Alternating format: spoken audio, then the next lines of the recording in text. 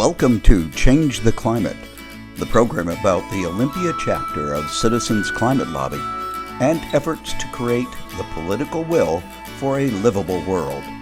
Now here's your host, Ari Simmons. Hi there, it's your go-to climate girl, Ari Simmons, and my guest today is Sam Merrill. Sam is a seasoned climate activist and an active member in the Citizens Climate Lobby Olympia chapter. Hi Sam.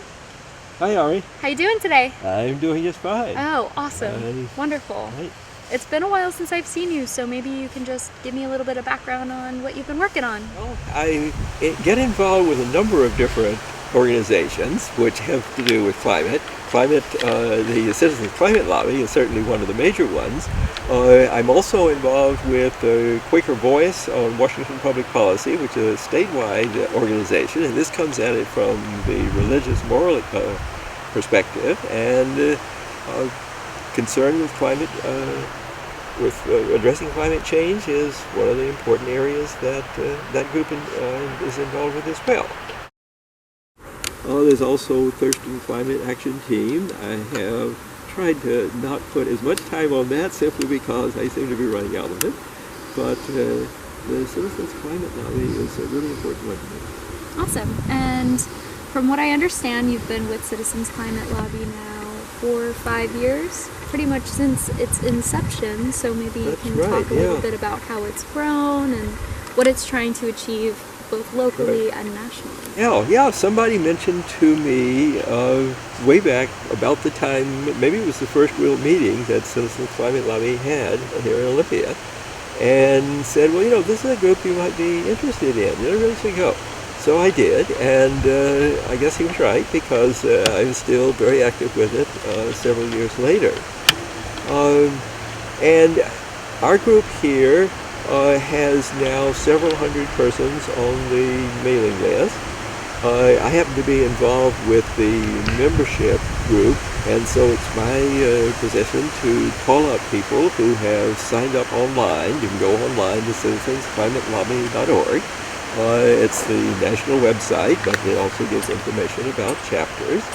And you can sign up there, and if you do, then I get your name, and I will call you up and invite you to our meetings. We meet the second Saturday of each month, 9:30 to about 11:30 or 12 at the Olympia Center in downtown Olympia. And so we're happy to have people come, and of course hope that they may end up getting involved with our work. Because I guess the biggest thing we really want to do is to work with our member of Congress, Denny Heck, for at least most of us in the Olympia area. And we have done this over a matter of years, meet with him, talk to him, and listen to what he has to say. We don't think we have the full story, and he has a lot more experience, of course, than we do. But our focus has been on passing a specific, concrete piece of legislation, which has now been introduced into the U.S. House of Representatives. And so that's introduced a little bit in my session, but it's mainly in the current session. It's House Resolution 763. And it's called the Energy Innovation and Carbon Dividend Act, which I can say more about details in a moment. But our idea is to focus on this one area that we feel is a good idea and talk to Denny Heck, get his responses, respect his concerns, look into them, give answers as best we can on the spot, but then get more answers. I mean, he was asking for one thing, well, what about effect on having this carbon fee on rural voters who might have good-sized trucks and have to go quite a good distance? And the website has a calculator, so we did calculation on that, and found that they would actually come out better financially, for the most part, under the bill. Of course, its major idea is to try to address climate change, but we wanted to be fair. able to pass that on. He did research himself for his staff and found out that this would be a good idea. And guess what? He is the first member of the Washington State delegation who has become a co-sponsor of the bill. That's fantastic. And he's given credit to us nicely and courteously that we met with him and convinced him this is a good idea to be a co-sponsor. Excellent. And can you describe a little bit about what this bill will do? Right, yeah. I mean, the idea is to address climate change, and what the bill would do would be to impose a fee on the use of fossil fuels, and this would be at their point that they come into the economies.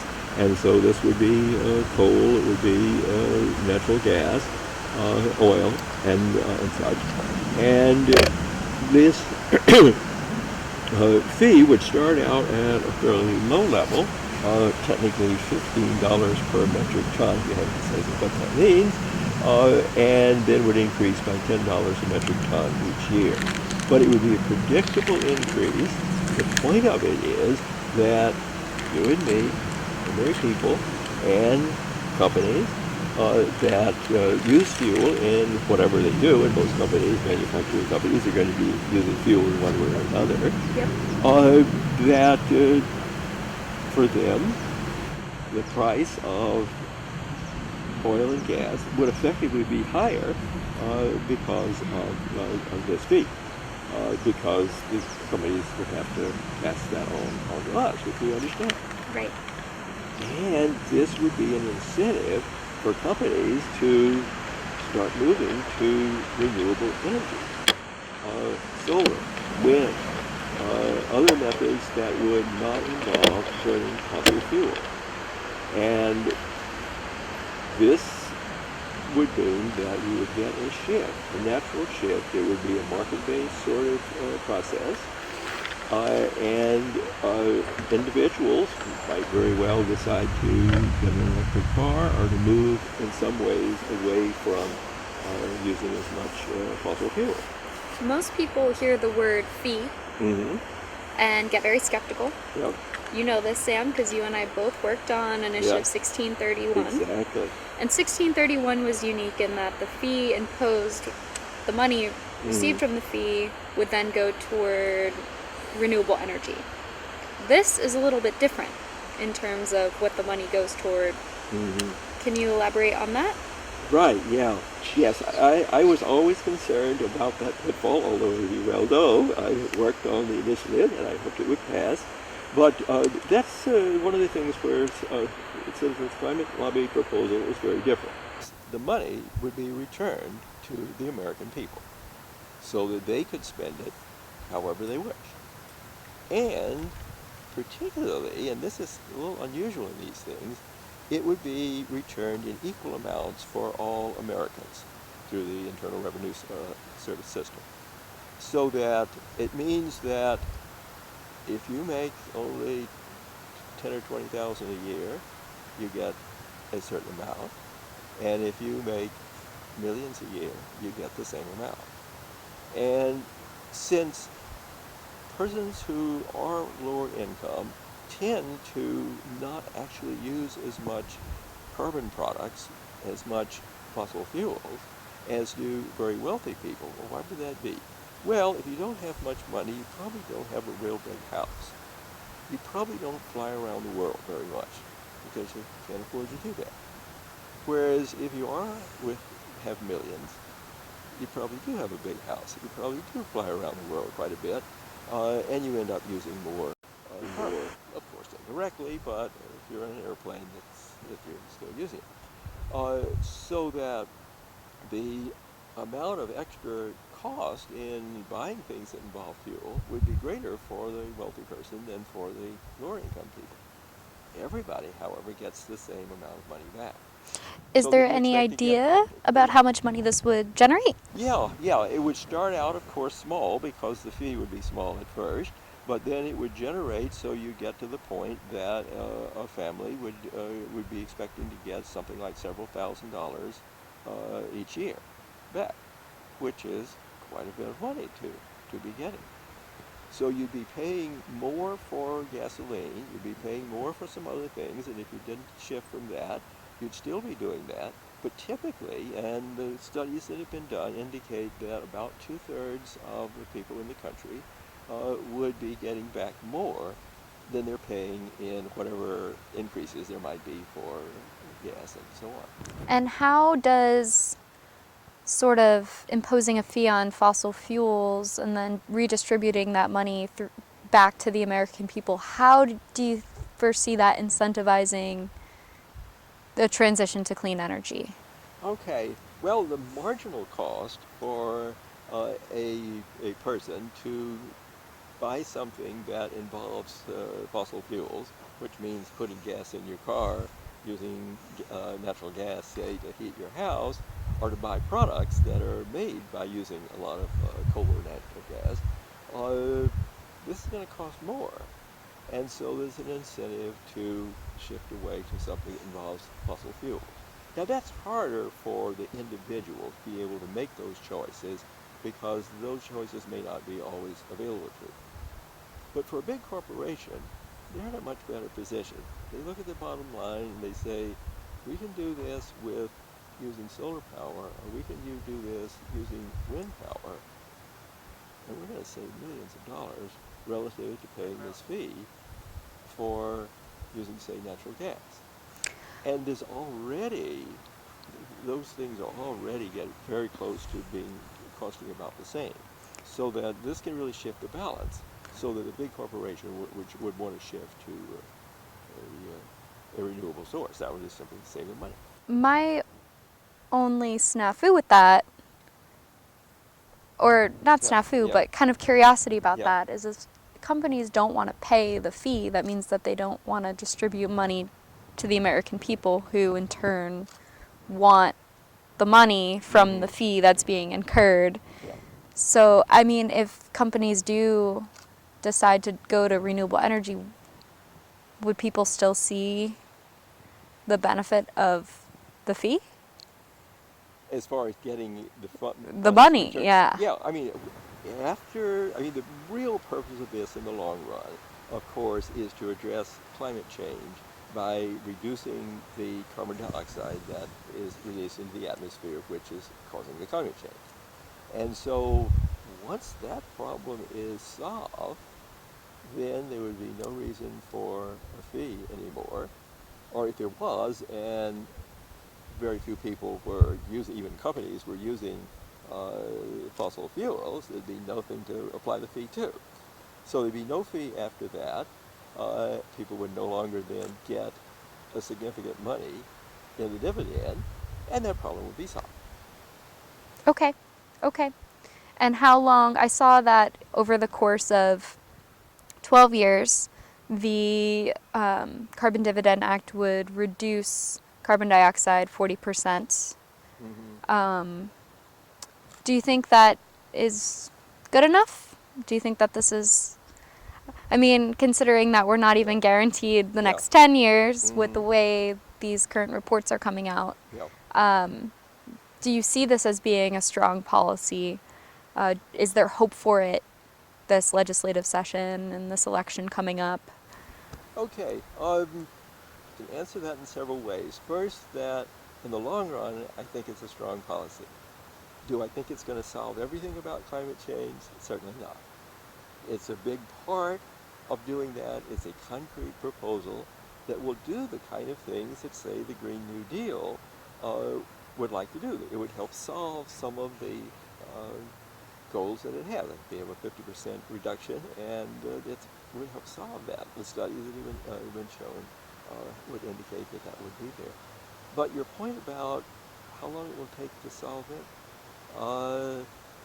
I've had a lot of experience in another group, and I'm sure others have had a lot more experience than I've had, but in this Quaker Voice on Washington Public Policy, we work partly on things such as climate change, but we work on, I've been more involved with the criminal justice aspect of it, and I've been involved with the group for about 15 years, and shortly after I started, we were working on certain issues, And about a year ago, we finally got them passed in the state legislature. So it was 10, 12, 14 years to get those things done. It's the perseverance that one has to have.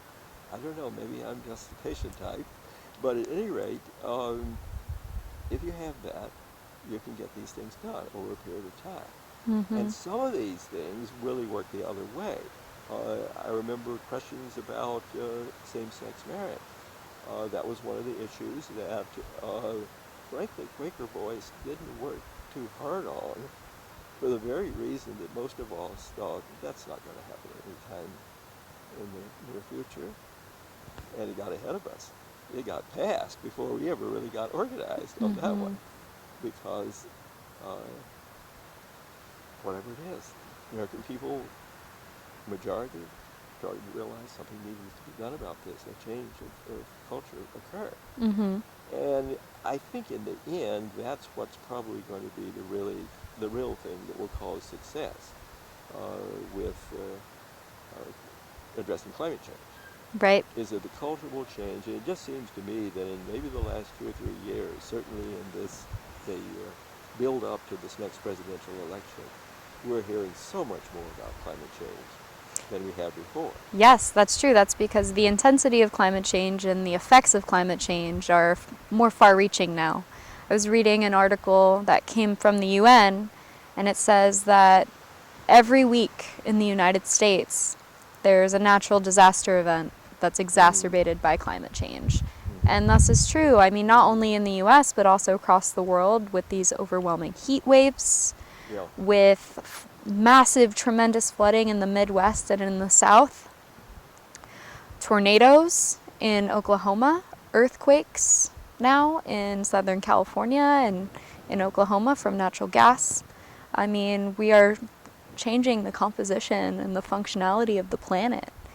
And a plan that is, to either created to be not feasible enough to accommodate those changes, makes me a little worried, and I think makes some people, in the U.S. feel the same way.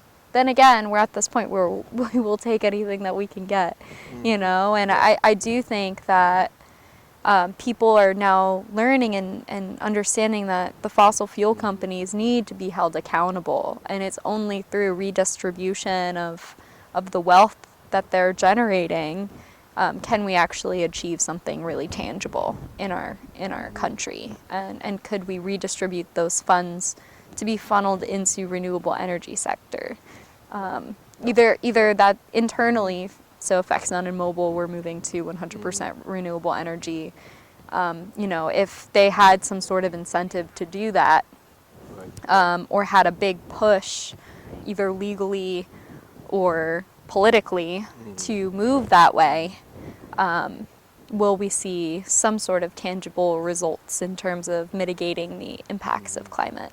So I agree that that's going to be a really, really core thing that we need to do on a really large scale. I know there are localized efforts, for instance, me working for Olympia Community Solar, working to expand renewable energy here.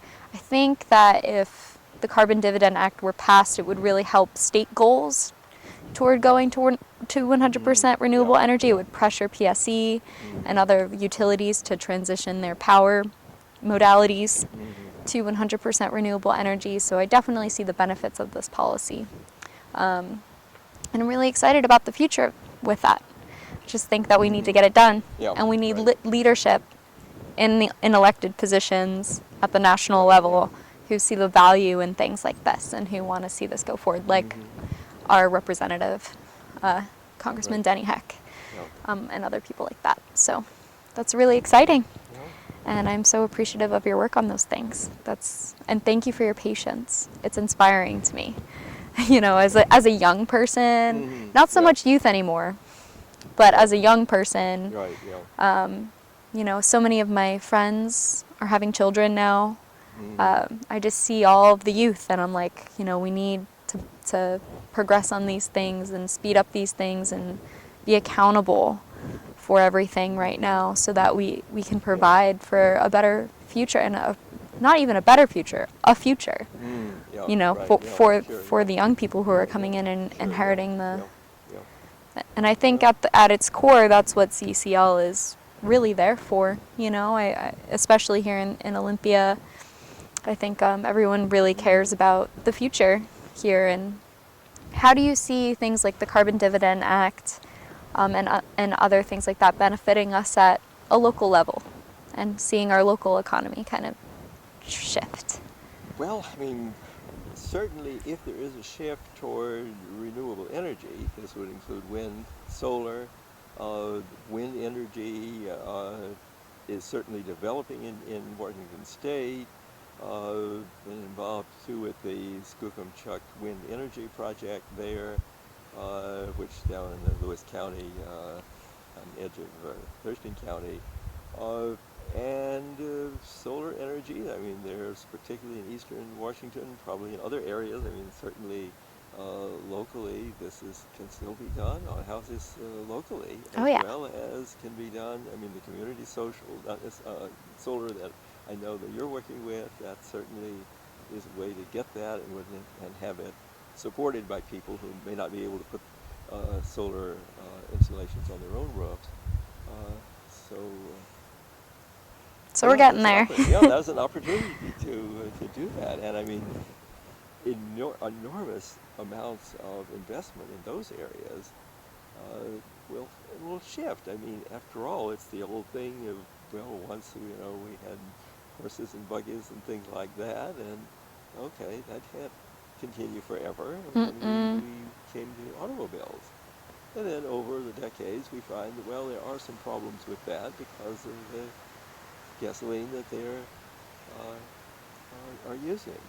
And going back in my own background, back in the 70s, I was very much concerned about saving energy. And at that time, a lot of it was a matter of energy independence from other nations. But it was also about, well, we're going to run out of these fossil fuels at some time, so maybe we better develop renewable energy. And so I did that for a while. And then, I guess maybe around the 1990, I happened to be co-teaching a course with a couple of environmental scientists on, I guess, problems of the world. I forget just what the title was. But at any rate, they were both talking about this climate change, which maybe I'd heard of, but I hadn't really thought about much. And heard that, well, the amount of carbon dioxide that's in the atmosphere has gone up enormously since the Industrial Revolution started, and it's going up even faster now. And then either learned then or later that if you go back into something like 800,000 years, which is an awfully long time, that there have been ups and downs and fairly regular ups and downs in the amount of carbon dioxide, and it's very much keyed to the general warmth of the planet, but not nearly as much as the increase that has been occurring in the last 100, in particular, the last 20 or 50 years. Yeah, I know. And it's what's so crazy to me is that, like what you just described, like this has been years in the scientific making, Right, and just in the last year, 2018 was the most emissions that had ever been emitted in like, it's like we know the science, we know the data, but the behavior isn't changed. And that's what the core thing is. And I hope that initiatives like these and climate activists like you and I can help really shift the consciousness of the way things are happening. And I think with patience and perseverance and some pressure, we can get this done. Thank you so much for joining me today and for having this really great conversation. I look forward to joining you alongside your efforts to get this done. Thank you for the conversation. Thank you, Sam. If you would like to know more about Citizens Climate Lobby, go to citizensclimatelobby.org or join us at the Olympia Center at the intersection of Columbia and State on the second Saturday of the month at 9:30 a.m. Thank you for joining us on Change the Climate.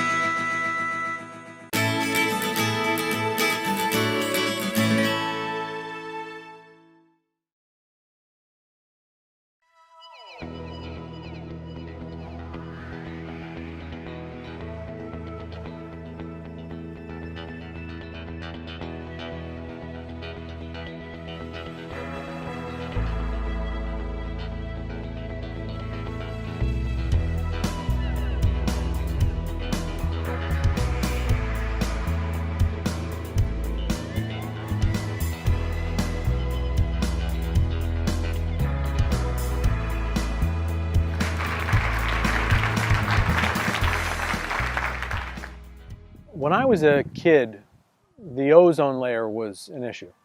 I don't remember how young I was or how old I was, but I remember being conscious of it as something that was talked about. You know, time goes on and it doesn't go on all that far before people are talking about global warming, and this becomes an issue, and it never really left my radar, I guess. When I was younger, I always liked being outside. It was one of my favorite things to do. Go to different parks, explore different areas, try to see how many different wildlife species that I could see, and never realizing that being in nature could be related to protecting the environment. And until I was in college did I make that connection that this area, this world that I live in, which I enjoyed so much, was so important to protect.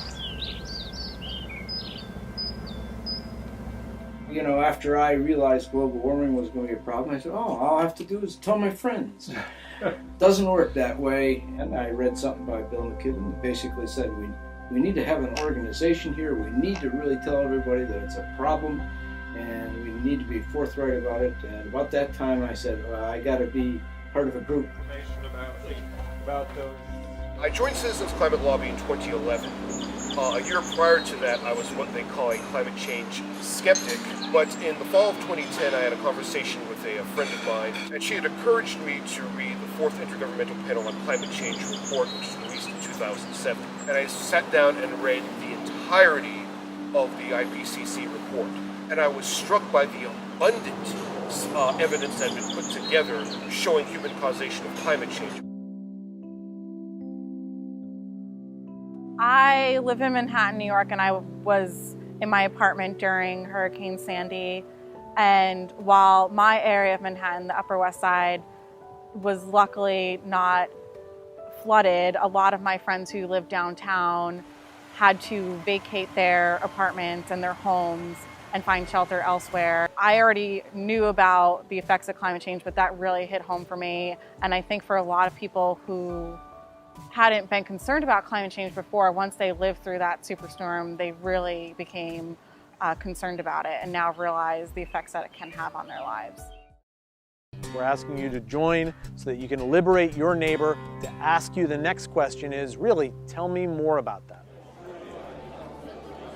I like CCL because they take a practical view on what is achievable, on making it simple, and on doing it in a positive way that isn't about griping, that's about engagement, it's about bringing people to the table, because it does the type of things that move a conversation forward that I would do if it was with a client of mine.